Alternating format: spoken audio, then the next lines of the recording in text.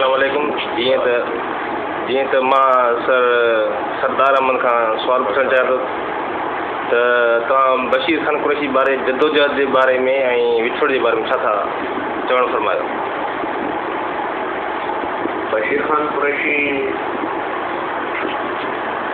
साईं GM साहिब जे फ़िक्र जो वारिस बणिजी सिंध जे महिरूमनि सिंध जे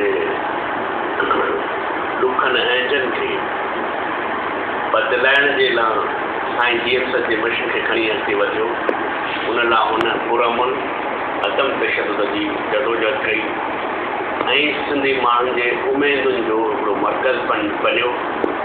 हुन पंहिंजा टूल ऐं तरीक़ा अख़्तियार कंदे कराची में जेको अॻु में फ्रीडम मार्च कई या हींअर जेको 28 तारीख़ फ्रीडम मार्च कई, हुन फ्रीडम मार्च जे करे सिंध जो जेको केस हो,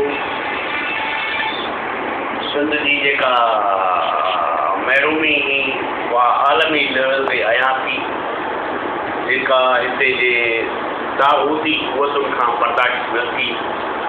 हुन करे जीअं यासर अरफात खे स्लो पॉइज़न ॾेई शहीद कयो वियो, ईअं बशीर ख़ान खे अवामी जदोजहद जो संभालित सम्झंदे ऐं सिंधी माण्हुनि खे यतीम कंदे उनखे तरीक़े सां असां सम्झूं था त स्लो पॉइज़न ॾेई ऐं असां खां खसियो वियो आहे।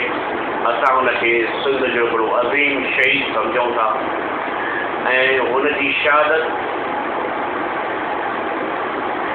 रंग लाहींदी सिंधी माण्हू पंहिंजे दुख खे पंहिंजे हिन बशीर ख़ान जे विछोड़े खे ताक़त में बदिलाए सिंध जे निजात जे मंज़िल खे वधीक मुनज़िम कंदा ऐं वधीक जदोजहद खे रस्ता ॾींदा। ऐं उमेद थो कयां जसकम जे क़यादत मां ऐं कारकुननि मां ऐं सिंध जे घणपुरनि मां त उहे गॾिजी बशीर ख़ान जे जेका छॾियल मशीन आहे उनखे पाए तकमील ताईं पहुचाए GM सैयद जे ख़्वाब खे कामयाबु बनाई।